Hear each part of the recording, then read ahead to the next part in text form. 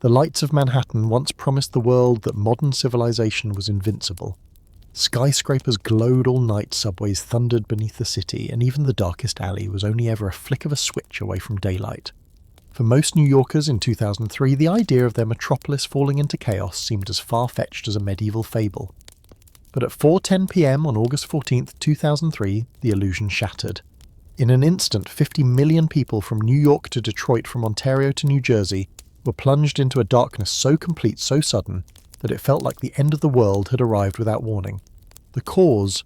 Not a terrorist attack, not a natural disaster, but a tiny technical failure, a single overloaded power line in Ohio that triggered the biggest blackout in North American history. In less than 60 seconds, the grid collapsed like a house of cards, exposing the raw, terrifying vulnerability that hid beneath all our machines' screens and routines. What happened next is a warning to every person alive today. Elevators became tombs. Subways trapped thousands in darkness and heat. Supermarkets emptied in hours. Water pumps failed. Hospitals ran out of backup power. Traffic signals died and streets turned to gridlock. Panic and rumour spread faster than any virus. Some feared the city was under attack. Others whispered that the blackout would last for weeks, even months. But perhaps the most chilling detail is how quickly the rules of society fell apart. Within hours, the city of New York, proud, advanced, unstoppable, looked less like the 21st century and more like a scene ripped from the Dark Ages. Shop windows were smashed, emergency services were overwhelmed, and the lucky ones spent the night sweating on rooftops or cowering in stairwells. For those less fortunate, the darkness meant death, patients whose lives depended on machines, elders with no way to call for help, children caught in stampedes and fires. One ordinary summer evening, the modern world revealed its true face, not invincible, not resilient, but fragile, terrifyingly fragile. Let's be brutally honest, most of us live under the illusion of control. We rely on our phones, our refrigerators, our cars, and our digital bank accounts as if nothing could ever go wrong. We've built a life where everything from fresh food to warm water, from entertainment to emergency help, depends on a complex web of technology we barely understand, and we take comfort in the fantasy that this web will always hold.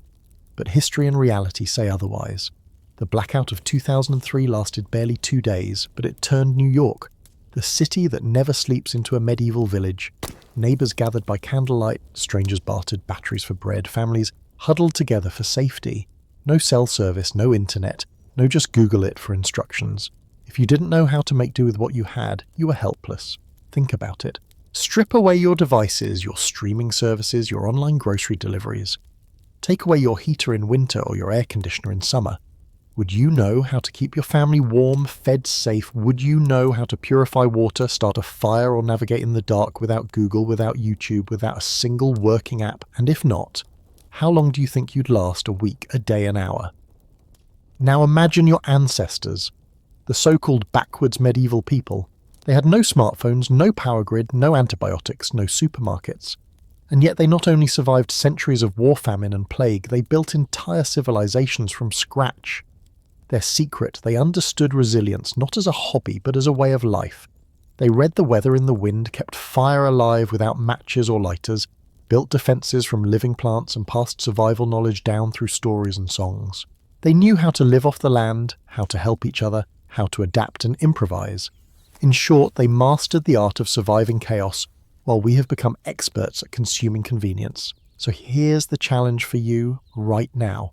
If tomorrow every screen went black, every battery died, and every smart device turned dumb, how long would you survive? Would you panic or would you adapt? Would you be one of those sweating on a rooftop in the blackout? Or would you find the candle, the matches, the hidden knowledge your ancestors took for granted? Do you think you're truly stronger, smarter, more resilient than the people who built our world with bare hands and raw willpower? Or have we traded true survival skills for the illusion of comfort, leaving ourselves more vulnerable than ever? Drop your thoughts in the comments below. Smash that like button if this made you think twice about modern safety, and share this with anyone who still thinks medieval people were the ones living in the dark. Because maybe, just maybe, it's us who don't know how to handle the night. But what if I told you that for centuries the true test of survival wasn't how bright you could make the night, but how well you could keep a single ember alive through its darkness? Long before matches, lighters or flashlights, medieval people guarded fire as fiercely as we guard our digital passwords. The difference was simple for them: a flame was more than comfort. It was the dividing line between life and death, a companion through every storm, every winter, every moment when the night tried to claim you for its own. The genius lay not in starting fire from scratch, but in never letting it die. Forget the image of a peasant desperately striking flint in the pouring rain.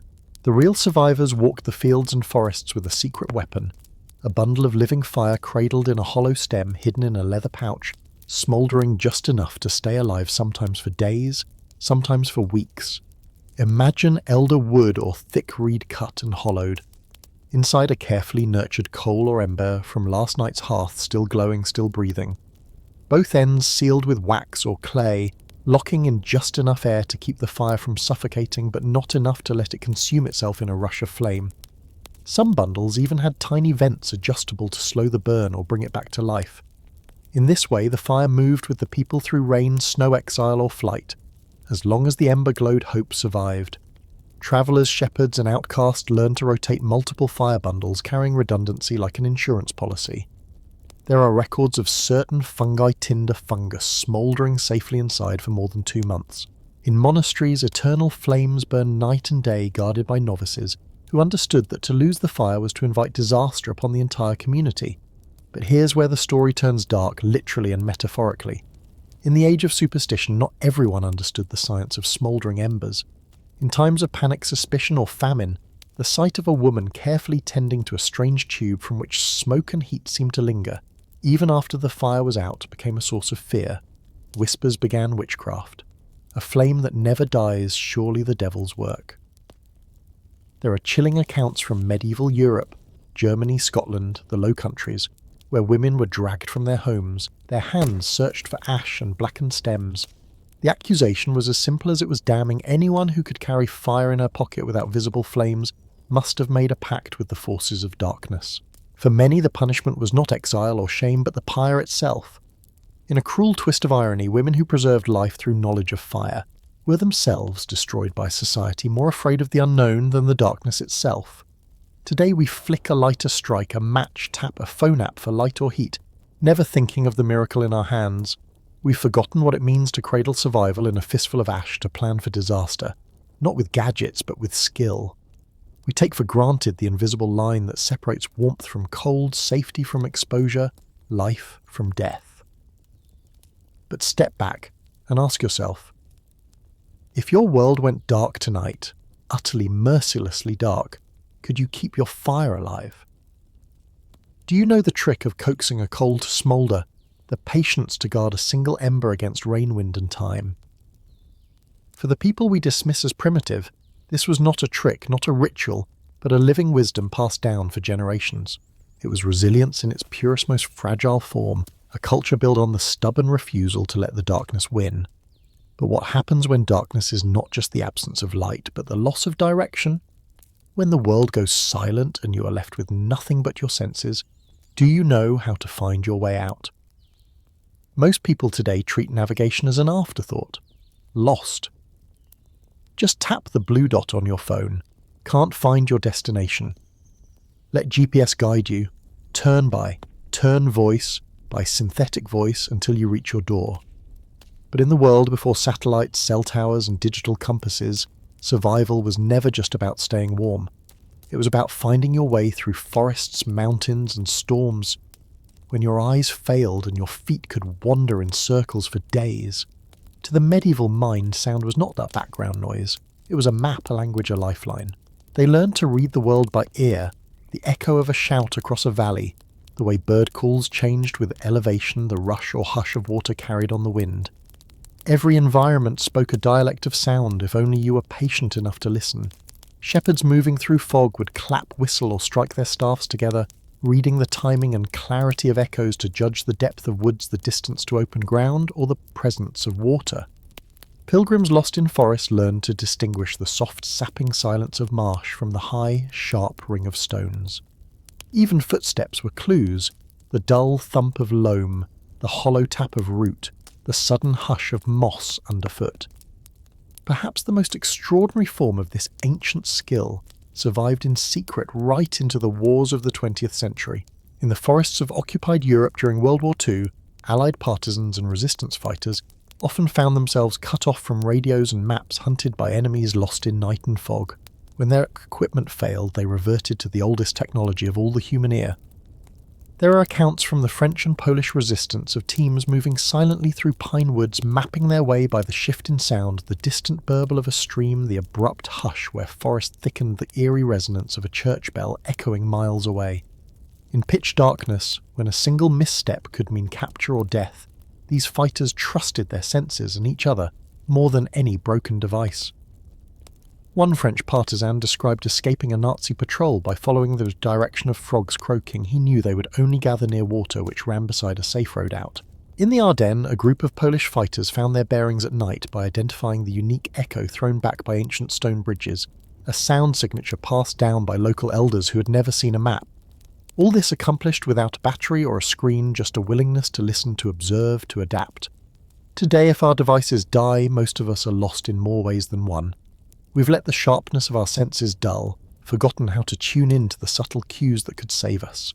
We hear without listening, stumble in the dark with a flashlight rather than trust our own instincts. Yet the world is still talking to us. The wind shifts before the rain. Rivers sing different songs on stone than they do on sand. Even in the city, echoes off the walls can tell you where an alley opens, where danger waits, where safety lies. So here's the real question, one that you should ask yourself right now. If you lost your phone, your GPS, your lifeline to certainty, could you find your way with nothing but your own ears? Would you panic, or would you pause and listen for the clues nature has been offering since the dawn of time? The medieval survivors, the wartime escapees, the shepherds and scouts, none of them were born with supernatural skills. They practiced, failed, learned, and practiced again, turning their senses into a survival toolkit sharper than any blade or gadget.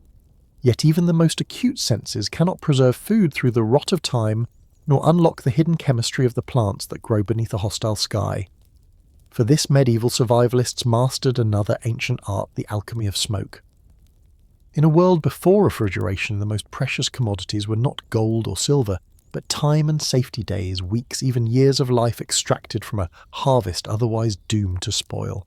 To conquer decay, they filled the air with smoke, thick, aromatic, and alive with the secrets of transformation.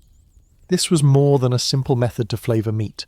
The smokehouses of medieval villages stood at the crossroads of necessity and invention.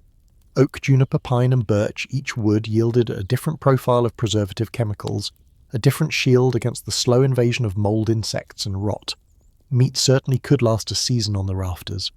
But the real mastery came when the villagers turned to their grains, their herbs, their medicines, even the very textiles that cloaked their bodies from the rain. Bundles of wheat or rye hung in the rising haze, absorbing compounds that repelled weevils and moths. Simple grains became stores of life through the winter, immune to the silent predators that might starve a household in spring. Woolen cloaks and linen were exposed to cool smoke, their fibres taking on water resistance and an invisible armour against mould and insects. Ropes, nets, leather, all preserved and strengthened not by chemicals in a laboratory, but by wisdom rising from fire. Yet the most remarkable and dangerous knowledge lay with the healers. Medieval herbalists learned that some plants revealed their true power only in the smoke of specific, sometimes toxic woods. A bitter root nearly useless fresh might become a fever medicine if smoked with pine resin. Sage, thyme, mugwort, and valerian each could change subtly or profoundly, depending on how and with what it was smoked. Sometimes the effect was so drastic, so strange that villagers whispered of sorcery, of unnatural magic at work. The line between healing and heresy blurred. There are records from German and English villages of smoke witches, wise women accused of witchcraft because the smoke they summoned changed not just the taste but the very effect of a simple remedy. A handful of dried plant harmless to chew became a potent cure when slow roasted in the right haze, transforming into a remedy whose power even churchmen could not explain. Suspicion bred fear. Knowledge held close and unshared became suspect. To cure the incurable, to draw strength from bitter roots and poisonous boughs, required faith not just in the healer, but in the ancient process of trial error and silent observation. Smoke became both a shield and a shroud, a barrier against the world and a cloak for those forced to the margins by their own genius. And yet the evidence endures. Modern chemists confirm what medieval minds intuited: smoke carefully applied can unlock compounds absent in fresh herbs. It can sterilize, preserve, and transform. What once looked like witchcraft now reads as chemistry far ahead of its time. Outside the glow of the fire, those who practiced this art walked a narrow path, one foot in the world of survival, the other in the shadowlands of the unknown. Some paid dearly for their knowledge, burned or banished for their refusal to let hunger or illness claim their people. Others faded into legend, their recipes lost except in the faintest scent of pine or the ghost of time on the wind. To call it magic is to misunderstand it entirely. For them, it was survival. The border between food and poison, cure and curse, was thin, shifting, and patrolled by the wisdom of smoke. What you dismiss as superstition, they embraced as science, the science of living another day. If you ever wonder how fragile our world is, imagine this. You own nothing but what you can preserve. No refrigerators, no freezers, no airtight plastic, no chemical preservatives. Everything alive begins dying the moment it's harvested, unless you know how to bend nature's rules. Medieval people solved this riddle with earth and fire. In every village from the cold northern isles to the sun-drenched Mediterranean, the unassuming clay pot was an engine of survival. But it was not just a vessel for grain, water, or oil. It was a quiet miracle built on generations of trial, error, and patient observation. The simplest form was the double-walled cooling jar, clay shaped by hand with a gap between the layers filled with wet sand. As water slowly seeped through the outer surface and evaporated, it drew heat from within, keeping milk sweet and fruit crisp for days longer than exposed to air.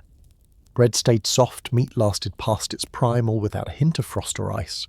No electricity, only the wisdom of evaporation and earth. For longer-term preservation, the mastery went deeper. Monks and farmers sealed their harvests in amphorae lined with ash, salt, or aromatic herbs. Seeds, when properly dried and sealed away from air and pests, could slumber in this stasis for years, sometimes generations. The secret was not just exclusion of moisture, but the creation of a microclimate, one that starved mold and time alike. Modern science occasionally stumbles onto this ancient genius.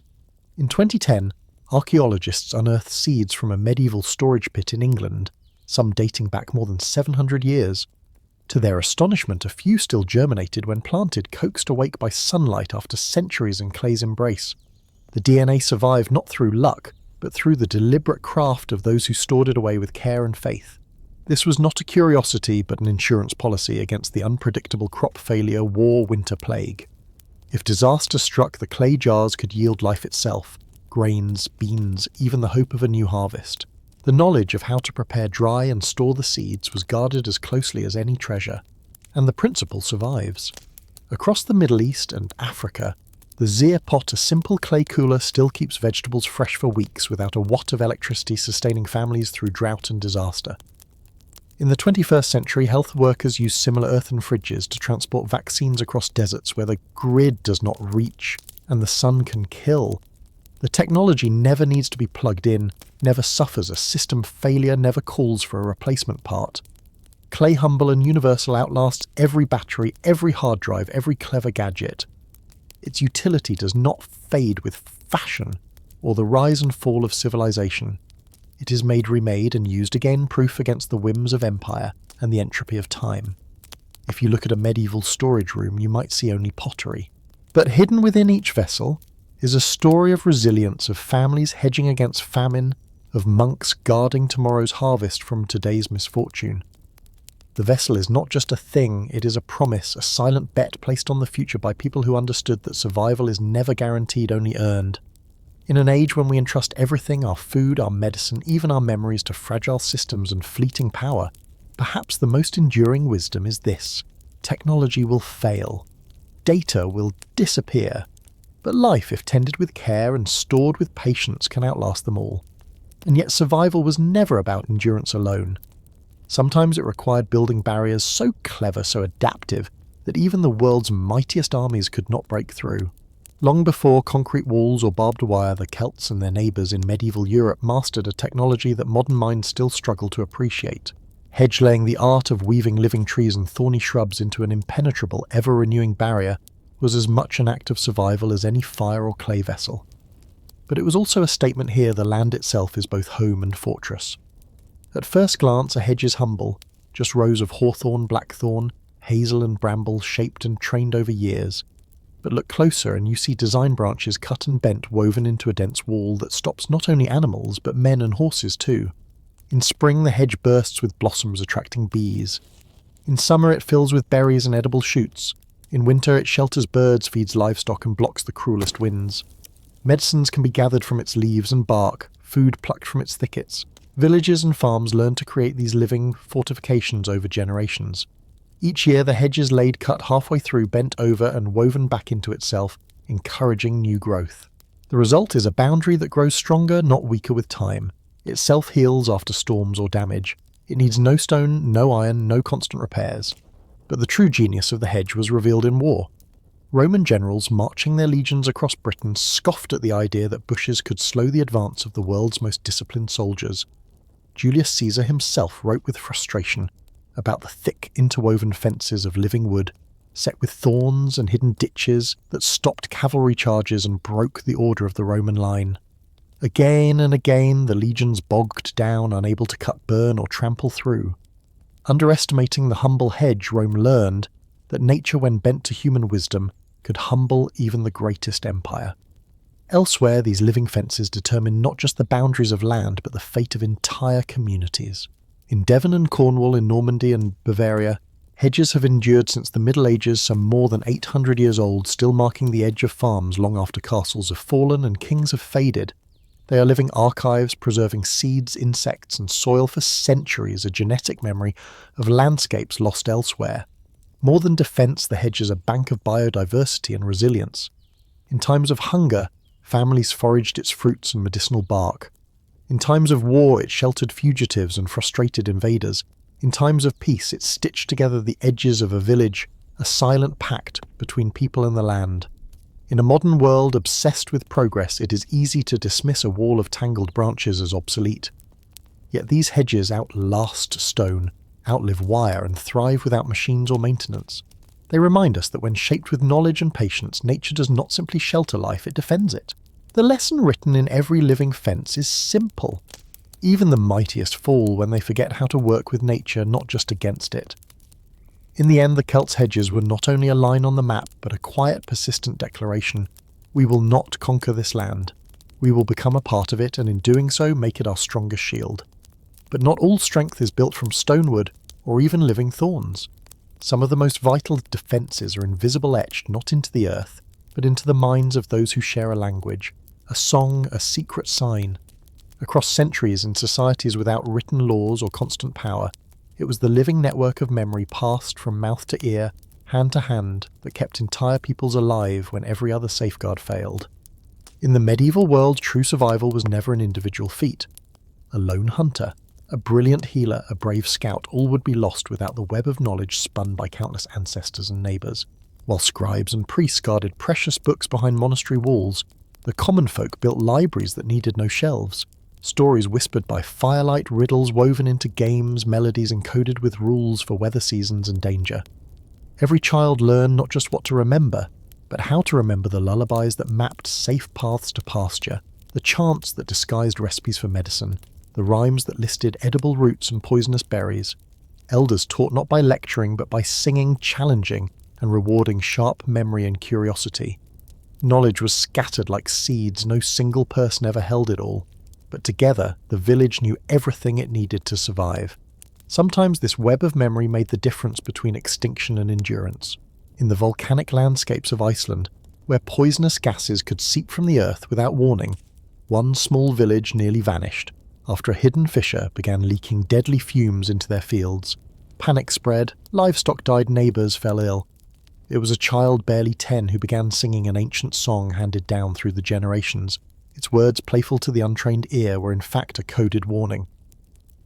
If the birds fall silent and the ground feels warm, run east until you taste salt on your lips.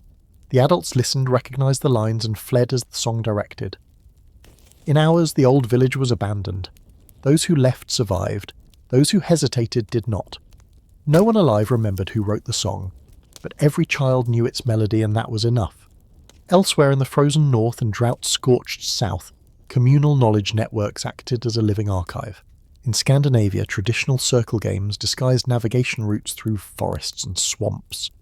In West Africa, griots encoded tribal history, healing techniques and laws in thousands of verses and proverbs, ensuring the past could not be erased by flood, fire, or famine. In Japan, centuries-old folktales hid instructions for surviving tsunamis past as a bedtime stories long before written warnings could be nailed to signposts. Science now tells us what our ancestors practiced without theory. The brain remembers best through repetition, rhythm and play. Songs and games form memory that endures when panic strikes and reason flees. In times of crisis, when books burn, maps are lost and technology is silenced, it is the song that survives. It is the story that leads children home when the grown-ups forget the way.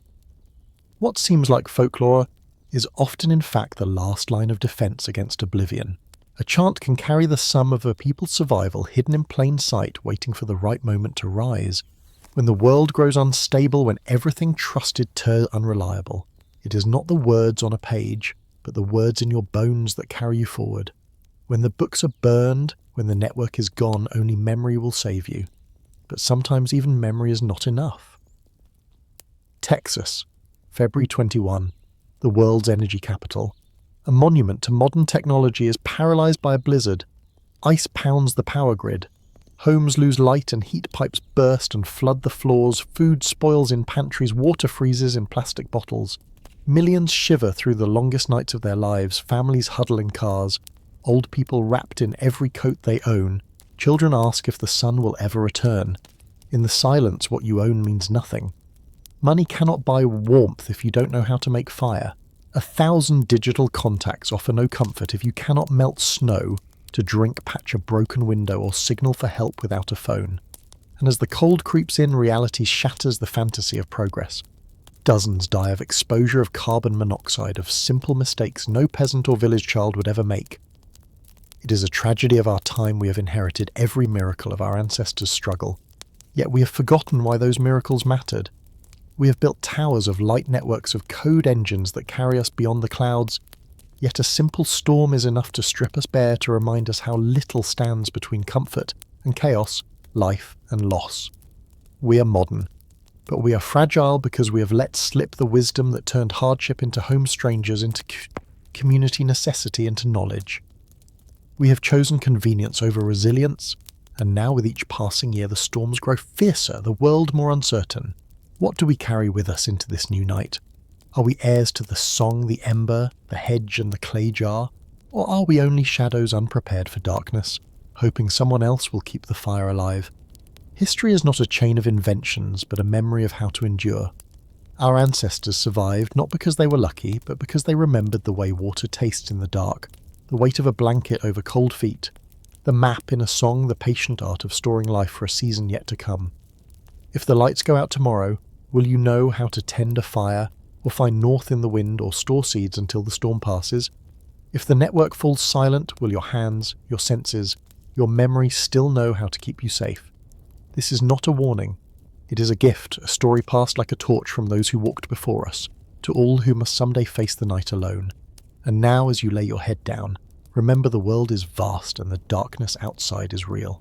But inside you a tiny ember of ancient knowledge still burns, waiting patient for the day you need it most. May your home always be warm, your story always remembered, and your nights forever gentle. Good night.